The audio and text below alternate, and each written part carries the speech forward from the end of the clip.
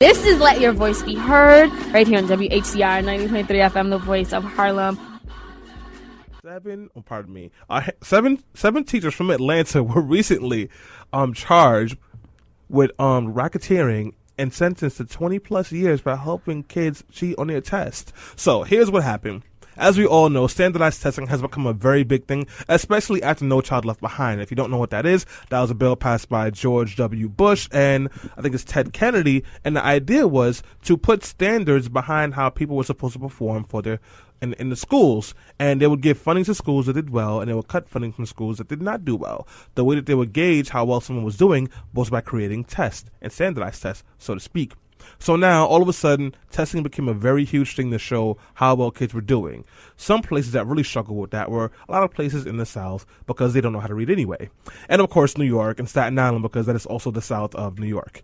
And what happened was you had a lot of schools who were not passing these examinations.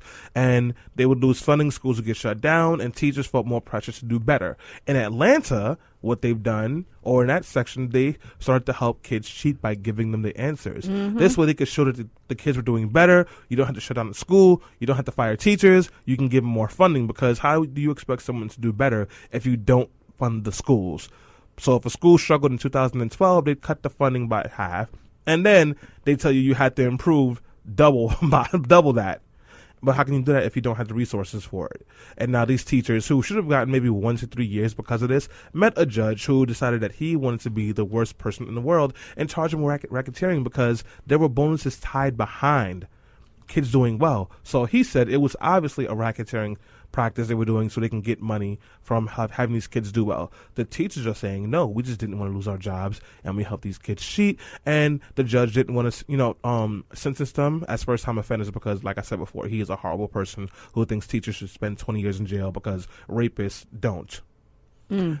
Anyways, I mean, there are some sentencing guidelines issues that we can get into talking about if you want to understand why they may have gotten such a harsh sentence, the judge notwithstanding. Yes. I mean, it has to do with the racketeering charge and the types of mandatory guideline sentences that flow from being charged with racketeering. Yeah, right. From what I understand, they should have gotten 1 to 3 years. But if anything, he's the most colorful judge I've seen in years. Yeah. Oh, wow. Very passionate. Very passionate. He's probably like Barack Obama. I understand sort of why they did what they did. Obviously, the teachers didn't want to lose their jobs, and you shouldn't base school funding and teachers' jobs necessarily on standardized tests, because then if the poorest schools already have the worst test scores, and now you're taking away the funding that they really need. On the other hand, when you feed students answers, they don't learn. They just know the answers, but that doesn't mean they actually learn. In fact, they don't learn anything, and that's a big problem as well. And they also changed some of the answers on the test. My problem with the whole thing was, like Alyssa and Stanley pointed out, well, first of all, these are black educators working in a school district that wasn't doing well, was very troubled, and they were under so much pressure because of standardized testing. And then we know that the Common Core standard was even higher. Yes. And they had to do something, or else they lose funding. So let me explain what you mean by Common Core. So Common Core, a lot of people think of Common Core, they think of the Facebook post that their friends and family post where it's this really complicated math question where 2 plus 2 doesn't equal 2 anymore. It equals the answer for life, and they don't know how it got there. But the basic principle of Common Core is that you want children to start thinking critically at an earlier age, and that when reading comprehension, you shouldn't just know that Billy went to the store to buy some chicken. You start to ask the question of, why do you think Billy went to the store? Was there a motivation behind it, et cetera, et cetera. And in the math questions, they don't want you to just know that 2 plus 2 equals 4. They want you to know how you got to that. So they make you break it down at its basic root to understand it. Now, when President Obama became president and he had the stimulus package for $797 million, they had over $10 billion to give in education funds. And they told every single state, we will give you a certain amount of money, but you either had to A, implement the Common Core standards, or B, create your own that we felt and matched the level of it.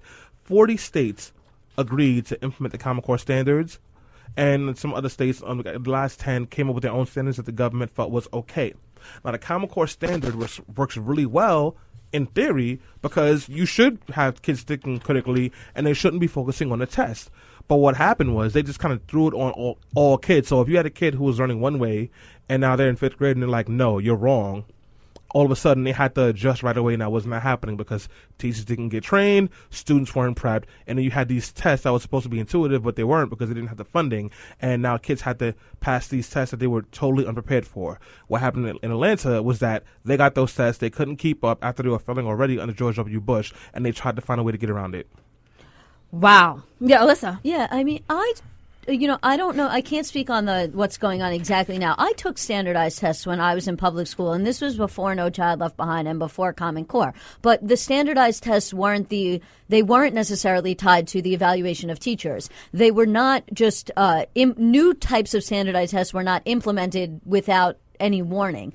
I personally think that Common Core standards are a good idea because I do think that our children need to learn how to think critically. Right now, there's a math problem going around that's from the Singapore Mathletes team, and it's basically a Common Core math program, and almost every student in Singapore can answer that question, and most adults in the United States, adults, not even children, cannot answer it. However, I do think that the way in which they went about implementing the program was atrocious, problematic, and definitely problematic because you can't just switch from doing A to doing B right away. I mean, you have to ease it in. I mean, this is an example, but before the show, Stanley and I were talking about bike riding, and I said I don't ride the bike up Amsterdam because it's a really high incline, and it's not graded, and it's very hard to go up. Instead, I ride up Convent because the incline is gradual, and so it makes it a little easier to get up to the school. But that's the exact same analogy when it comes to implementing Common Core.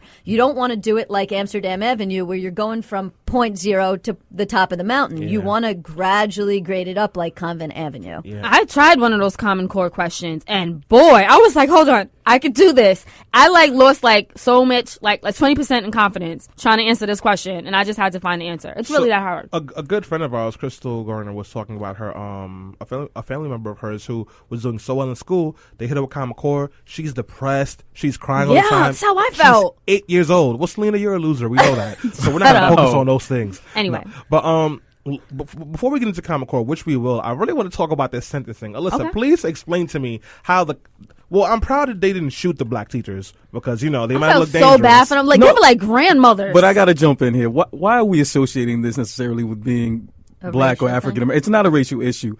What it is that they've tied together funding and employment with standardized testing. That's the issue. Now, is there obviously some correlation between the lack of proper funding and the fact that these people are majority, if not all, totally African American? I think that garners more investigation, more through work through. But just to say as though the judge and the system is condemning these people and hitting them with, what is it? Did they hit them with a RICO charge? Yeah, it was a RICO charge. Wow. You sure about what you're saying? No, I'm sure about what I'm saying. I mean, the severity of the sentencing is questionable. But however, I think it's much more tied to the impracticality of these programs. Jason, they hit the gym teacher with a RICO charge. Hey, Coach Mitch, they hit him with a RICO. Hey, I know some people personally that should be hit with RICO, but a teacher is not one of them. You helped Billy pass that test with that yayo, huh? Hey, that's what they like. Horrible. Alyssa, explain, please. Right. Use your law. Because they were charged with RICO, so we should tell people what RICO is. Yes, let's define RICO. RICO yes. is the Racketeering, Influenced, and Corrupt Organizations Act. It's a federal statute, but there's also state versions of it, or state equivalents of. And RICO was created in order to combat large-scale, essentially mafia operations, because the problem was somebody like his name is escaping me. He was charged with IRS. That's how they finally got him. Al Capone, back in the day. So like somebody like Al Capone, it was really hard to get to him because he had all of his underlings committing a lot of these crimes for him, and they didn't always link back to him. And so the government created this thing that was called RICO. It was essentially a way to get people at the top in order to basically tie everybody up in a conspiracy and say that, you engaged in certain acts and these acts were to further the conspiracy. And that was a way for them to get people way up at the top in these corrupt organizations. Then states adopted RICO and came up with their own versions of the federal RICO statute. And so essentially RICO applies or is supposed to apply to like gang operations, stuff like that, where you kind of have almost like a structure where there's somebody at the top that you really want to get, but without this type of law, you would never be able to get them because they sit in an office and they call shots, but they don't ever go out on the street and, do the dirty. They made a brand new law just to get that one white man. So Hey, look at God. they sort of did, actually. And so now in this scenario, they were using this, and they basically argued that these teachers were conspiring to commit racketeering in the way that they wanted to get money from the state. And the way to get money from the state, or more money from the state, was that their kids were going to do well on the exams. So in order to get their kids to do well so that they could get the money, they gave the kids the answers. And so that's why they were charged under RICO, because essentially they were, they were engaging in criminal acts in order to get more money that they otherwise wouldn't have deserved. Now, obviously, there's this question of efficacy on the test, which is they were concerned that they were going to lose the funding that they already had, and that's why they did it. Right. They weren't necessarily doing it to get additional funding. So we could get into a larger conversation about that. But so once RICO is triggered, then you trigger the RICO sentencing guidelines, which you have the regular sentencing guidelines for the underlying criminal acts. That's the 1 to 3 you mentioned. Yeah. But then when you're hit with the RICO charge, there's a bump up. Whose idea was it to hit the RICO charge, though? Who's like, yo, let's get that RICO going? The prosecutors. The prosecutor gets to make the decision on what to charge. Always, a charging decision is always made by a prosecutor and or a grand jury. The prosecutor could have presented this case to a grand jury and presented potential things that these people could be charged with, and then the grand jury votes on whether or not to charge them with the RICO offense or not. But ultimately, the prosecutor still puts the potential charges in front of the grand jury and lets them vote. So the prosecutor gets to decide whether or not a RICO is one of the things they put in front of the grand jury. Why is your brain so amazing? Listen, this? I have a question about that, Alyssa, because it seemed like the judge he just wanted to make an example out of them, because from my understanding, prosecutors suggested 1 to 3, and then he more than doubled. Right. And so he has that jurisdiction. So he has that's that what right I'm saying. to do that. It's a bump up. So you have the initial underlying sentence for the initial crimes, and then you can have the RICO bump up. And in some cases, the RICO bump up is mandatory. There is no discretion. And in other cases,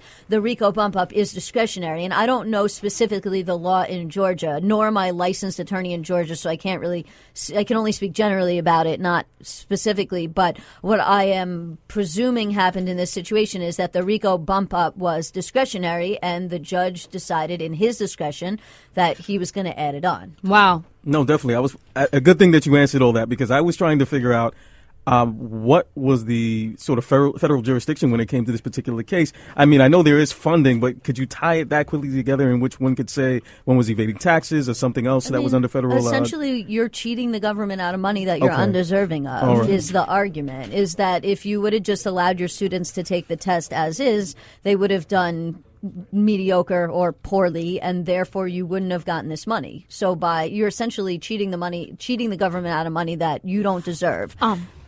Well, and one thing that the judge kept saying, he kept warning them. He kept saying, you know what? Take the plea deal. Admit that you did something wrong. Apologize and take the plea. And he gave, even up until the last minute, he was like, if you don't take this plea deal, then you're going to suffer. And he warned them. And I think two of the defendants actually took the plea deal last minute. But the other 10 were like, we're innocent.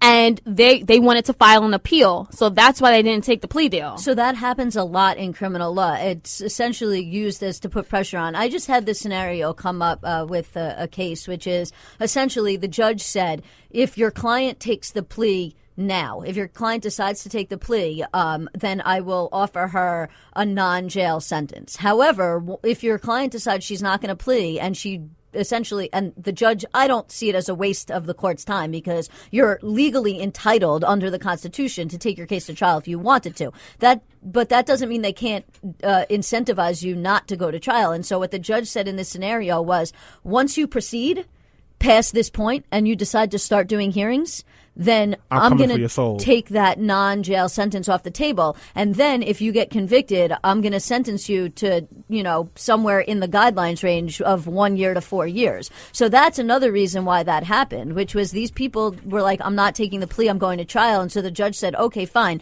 You basically made the court take all this time to go to trial. And so I'm now going to hit you with the bump up in order to penalize you for essentially going to trial, which is awful. And that's a criminal justice issue that we could get into separately and apart from this issue. Right. Well, we're actually going to take a break, but when we come back, we're going to talk more about standardized testing. This is all rooted in standardized testing, and we'll talk more about that right here on Let Your Voice Be Heard.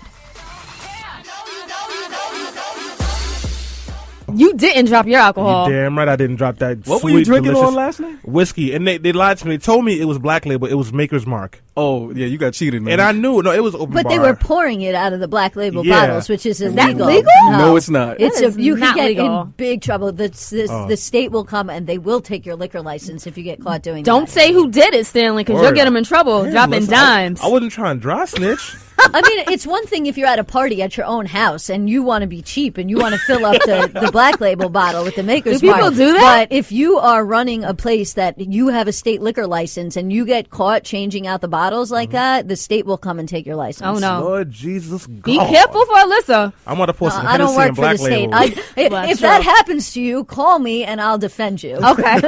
We'll work it Like out. full price, my brother. So we're back. Ain't that Price. cool? Yeah, there's a fee for that. That's right. So, guys, we are back on Let Your Voice Be Heard on 90.3 FM WHCR, the voice of Harlem. We're talking about Hennessy, Black Label, whiskey, and, of course, the teachers that got 20 years for teaching too much answers while the kids are taking the test. That made almost no Selena, sense. Shut your stupid You mouth, shut okay? Stanley. I mean, who's saying stupid things now? Well, me, but I do that for a living. Anyways, guys, in case you were wondering, this is Stanley. We have Selena, we have Alyssa, and we have Jason, also known as Kingpin of the Brooklyn. And I would like to let you guys Wow. know. Are you trying Are to you get a me? kingpin? You trying to get me hit with a RICO You charge? see him No. snitching, right? Wow. You see him snitching on everybody. Stanley, Guys, what is Jason up? just showed me his gun. On his waist. No. All right, guys. This just gets worse and worse. This is getting worse and worse. No, but anyways, guys, we Well, I think because the teachers in Atlanta got in trouble, that's why Stanley is just dropping dimes on all of us. yes, I'm trying to get some cash But you know, money. here's the thing is that we're not addressing the underlying problem, which is that students that come from poorer neighborhoods don't necessarily get the resources that they need in order to succeed in school. And then we're judging teachers based on standardized tests that have been implemented rapidly, that we're not gradually in, but we're not addressing the underlying problem of poverty and resources in order to get the students the training and the skills that they need in order to be able to do well on the test. So we're blaming the test. But really, we should be blaming, Or blaming the teachers, you mean? or well, no, we're blaming the teachers and we're blaming the test and we're blaming the system. And there definitely are, and potentially some problems with all those things. Mm-hmm. But it goes back to what I say all the time is we have to deal with the issue of poverty and income inequality and how that affects our school system and how that plays into race. Well, you're going to like our guests that we have on the line right now. So we have two guests on the line, but I'm going to introduce the first one first because that makes sense. And his name is Jamaal Bowman, and he's an educator and school principal of the Cornerstone Academy for Social Action Middle School in the Bronx. So we have a local guest this week, and I'm very excited to have him on here. And he will be talking to us and giving us his input on what's going on and his experience as a school principal. Jamaal, thank you so much for calling in today. Good morning. Good No morning. problem. Good morning. Thank you all for having me. No problem. Jamaal, I have to ask you a very important question. Everyone gets asked this. What is your drink of choice at brunch? That's a great question. At brunch, I hope my students aren't listening right Oh, yeah, now. that's true. Uh, You Yeah, know what? Stanley's dropping dimes. Well, why would a yeah, kid not listen to the radio? Do they even know what might- radio is? If I'm in the mood, I might go with a martini. I'm a martini guy. Martini? Classic. Yes. I used to make fun of martinis, and then one day I had one, and I was like, "Oh, this is just an olive and vodka. This is good." But Jamaal, Yeah, but I don't promote drinking like that. Let's not put that out there like that. I know you don't promote drinking. I don't. Leave that up to Work Stanley. hard, play hard. We work hard first, and then we play hard. And I- the time comes. You I am know, in that's full actually the agreement with you. topic of our second segment, isn't it? About the wage debate. We'll get back to that. That's what definitely will. So Jamaal, we've been talking about these teachers in Atlanta who have been charged with 20 years for helping their kids cheat on these tests because they felt pressure to have their kids perform so they would not lose the funding they had for their schools. So we've talked about the charges already. We talked about how ridiculous they sound to us and everything else like that. What I'd like to do is switch gears now and talk about this pressure. Is this a real pressure for that teachers feel like the need to perform? As a principal of your school, do you feel like your teachers go through this when it comes time for test time? Well, not at my school. I mean, we try to do a good job of just keep things calm, keep things tranquil. The test is just a bump in the road. It's kind of something that we have to do. At least up to this point, we felt we had to do it. So the pressure isn't that high in my school because it's just not the kind of culture we try to build. However, overall, I could definitely see how it's a huge amount of pressure in other schools because you're aligning teacher evaluation to the results their students receive on the exams. And there's so many questions about the exams in terms of the validity, in terms of the reliability, in terms of who created them, and how much the lack of teacher voice, if you will, was involved in the creation of the test. So the tests are very controversial for a lot of very good reasons, and aligning them to teacher evaluations and ultimately teacher jobs is why, I think we have the anxiety, the stress, and the frustration, and why teachers, the teachers in Atlanta, unfortunately, did what they did. Right. So speaking of Common Core, and thanks for that breakdown, I kind of wanted to speak more about the controversy. As we've been seeing just this past week, a number of parents all across the nation have been opting out. And there's this whole opting out movement, meaning that they're purposely keeping their children home so that they don't sit in and take the test. And that's how they're fighting against it. I mean, they went to lawmakers, they went to their local legislators, but now they're like, we're just going to keep our students home. And up to 60 to 70% of some school districts here in New York have reported that, 60%, like there's been some school districts where they said that up to 60 to 70% of students didn't even show up in like upstate New York. So I wanted to ask you, Long Island and upstate, Jamaal, I want to ask you about this opt-out movement. What is particularly fueling it, and why and how did it become so strong this year in particular? Well, like I said, because of the lack of transparency in terms of the test creation process and also how the Common Core standards came to be, because of the lack of teacher voice, because of the ambiguity and the developmentally inappropriateness of the exams, parents are pushing back and parents are standing up and they're finally saying enough is enough. Too often, whether it's the city, whether it's the state, or whether it's the federal government, they do education to parents as opposed to doing education with parents. Parents are the most important voice in educating their children, and they need to be at the first seat at the table, if you will, along with teachers. And because they haven't been, now they're saying enough is enough, we're pushing back, and this needs to change right now, today, and I applaud them for it. Right. From my understanding, we also have Darkarian Samples on the line with us.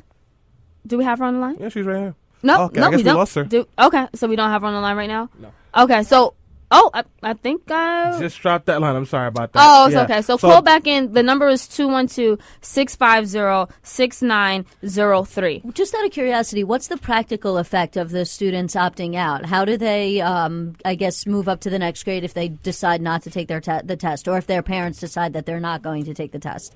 Well, the parents have the option to request a portfolio assessment of their child, and what that means is we look at the child's overall performance throughout the school year, writing pieces, projects they have worked on. Parents have the right to request a portfolio assessment of their child in lieu of the state exam. So it's not, the state exam is just one measure in terms of deciding if a child is promoted to the next grade. But there's a portfolio assessment that can be used, and that many schools use and many teachers use, and parents are fine with that. So we do have another call on the line who I want to get to right now. So we have Valerie DiCaprio on the line who would like to let her voice be heard. Good morning. Thank you for having me. Thank you for calling in. I just want to clarify a little bit. We've had a dramatic increase in the number of refusals since they were first issued a couple of years ago. And I think that really is a reflection of parental opposition to Common Core as a whole, not just the tests. If you do research into Common Core, you will see that there was absolutely very limited educator input into the standards, resulting in standards which are developmentally inappropriate for our youngest students.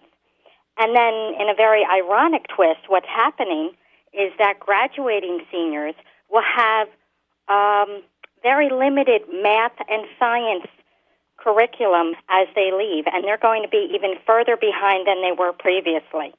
And if you, in fact, look up the creator of the math standards, Jason Zimba, he actually admits in a videotape testimony with Dr. Sandra Stotsky that these standards are not appropriate for a selective four-year university. So my concern is that we are essentially setting up a dual-class system. So for the students who come from very wealthy families, who can afford to go to private schools that may not be aligned with Common Core, they're going to be the ones who are going to go on to these very white-collar positions, doctors, lawyers. And for everyone else in public school, they're not going to be able to compete for those same fields because of their public school education. Thank you so much for that. So I a couple of things. And first of all, thank you so much for calling in and giving your comments. But I must say, it would behoove me if I did not say that some of the things you were saying were problematic. So a couple of things about Common Core. Common Core is a curriculum that was actually written and had contribution from multiple educators and administrators. So that was one thing. The second thing is the majority of private schools and pretty much every educating system in the world uses the Common Core standard. Third, Common Core emphasizes on critical thinking skills.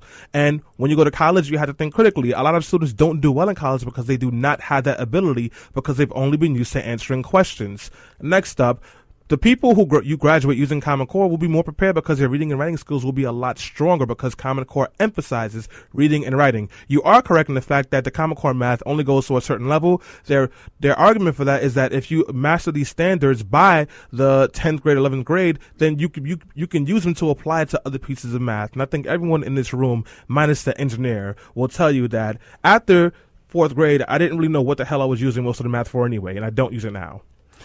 Jason? No, I want to ask Mr. Bowman a question concerning these parent protests. How much of this is actual ideological opposition to the Common Core? I mean, based on an objective observation of what it is and how it really is implemented throughout the system, and how much of it is really emotional? Because I'm getting the sense some of these parents, probably not all, and once again, this is anecdotal, this is not, evidenced by anything, may be having a bit of resistance because their children aren't doing very well on these Common Core standards. And as you already cited, the alternative is the entire portfolio assessment, which may reflect more positively on their children. So I'm thinking there may be more of an emotional issue here than just saying, well, I'm opposed to the Common Core and how it was formed.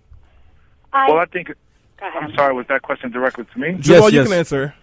Yeah, well, I think it's all of the above. I think there's definitely an emotional component to it, and I don't think that makes it a bad thing.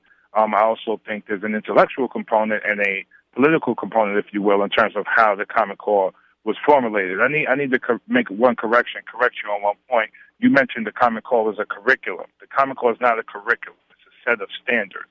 Those standards are aligned to the state assessments that are given every year in grades 3 through 8. Now, part of my problem with the standards are the way we assess the standards. So we test more in this country than the top performing countries in the world. Our kids have 9 hours of testing every year in grades 3 through 8. Special needs students and English language learners test even more than that. So that's one. Two, these assessments were put in place to close the so-called achievement gap, quote in quotes, in air quotes, so-called achievement gap. You don't close an achievement gap or any gap by assessing more often. You close it by teaching, and you close it by meeting students where they are and meeting the academic, social, and emotional needs of students where they are. And that begins at birth. So until we close the gap from birth to age 5 and focus on executive function skills and the language gap that's happening in our concentrated poverty areas, we're never going to close any of these gaps. So testing as often as we do, we have 13 years of data that shows it doesn't work. Right. So we need to take a completely different approach. From my understanding, other countries don't test as often, but they do implement some type of national test so that we can assess the students and see where they stand in different regions, and then, funding in certain, and then give them certain funding accordingly. And they use the higher let's standards. Take a couple of examples here. So Finland has been top 2, top 3 over the last few international assessments.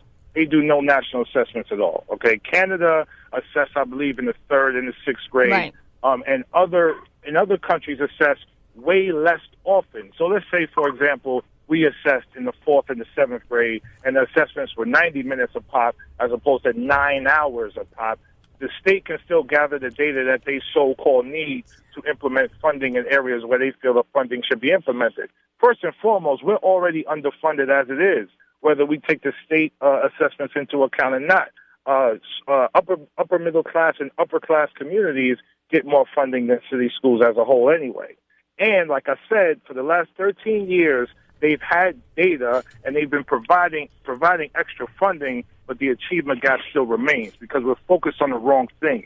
We're focused on assessing to death as opposed to quality teaching right. and pedagogy, which is where we need to focus. And even before that, our high-risk, at-risk communities need interventions beginning at conception, from birth to age 5, so that when kids enter kindergarten, they're more prepared for school. Right now, they're not, because the resources aren't being implemented there. They're being implemented in over-testing. Jamaal, preach, man, preach. I do want to just give 1 second so we can have our other caller call in. She's calling all the way from Colorado, and I'm pretty sure it is not 11:48 over there, so she might be a little bit sleepy. And I'm going to butcher her name, and she just told it to me over the phone, so I'm kicking myself. Darcy Ann Samples? Whoa. Okay, right yeah, on, we have her on the line. So, Darcy Ann, thank you so much for calling in. Please let your voice be heard. Good morning. I am calling from Colorado, and I started opting my child out in 5th grade. What happened is we'd moved a lot. He got to 5th grade, and he was just totally stressed and had become pretty sad. And he told me he was worried about the state test, and especially the writing portion of the test. He's a 5th grade boy, and that's, pretty common for that age. So the more nervous he got, the more I looked into the opt-out movement in Colorado. I had been active in trying to reclaim education for several years already. So my husband wasn't really that interested in opting out. He said that, there could be repercussions, and he was worried. But he did agree that we could opt Isaac out that first year. So when we opted out at our school, we got so much pushback. We were told we would be taken to truancy court. So finally I sent my son to school, and they sat him down one-on-one in the principal's office trying to force him to take this test. Wow. And I couldn't be prouder of my 10-year-old son, because he stood up to this coach, principal, and wrote one sentence and then shut the book. So it was really a very abusive situation. And right. It brought my husband on board 100%, and we are now very active opt-out promoters in the state of Colorado. And, thank you so much for calling in, Darcy. And I actually had a question about that. And, I appreciate you caring and being so invested in your children's lives, to the point that, you talked to them, you found out what their needs are, how they felt about this test, and then you took measure and you acted accordingly. But I have a question, and, if you can answer that, that'd be great, and we can also present it to Jamaal as well. But if tests are so bad, how come people don't opt out of, like, the SATs or the ACT? Because we can't. But I'm saying, like, so is it standardized testing itself? Is it the test that's so bad because we have to take tests in order to measure and to be able to see how everyone's doing? I'd love to address that. I know some opt-out parents are opting out of everything, but I am an educator, and I have been for 29 years, and I teach special ed, and I teach in low-performing Title I schools. The tests that are the worst are these state assessments. They're thrown together in a year. The stories are horrific. They're way above students' level, and the questions are completely confusing. So you can't even figure out what they want you to answer. And in addition to the poor quality of the tests, we now have to take them on computer. And in my Title I school, we have one computer lab and a couple of carts. It is impossible to take these tests on campus with all these students and not interfere weeks of the school year for every child in the school. And worse yet, in Colorado, just this week, there were we had to cancel an entire day of our science and social studies testing because the server went down at the Pearson level. So it's just so ridiculous. I spent 3 hours hand entering student names into groups to get ready for the PARCC test. And there's a my PARCC peers, test? For the PARCC, PARCC. Oh, okay. They do not link to our database, so every group must be hand-created. Every child must be hand-entered into the proper group. That just sounds like a really bad system. to be quite honest. I think that may just be specific to Colorado. Every state obviously has their own way of implementing this. And so that's why you may see in some states the implementation process has been better than in other states. But I did want to get to some comments from Politically Preposterous. We got 3 of them so far.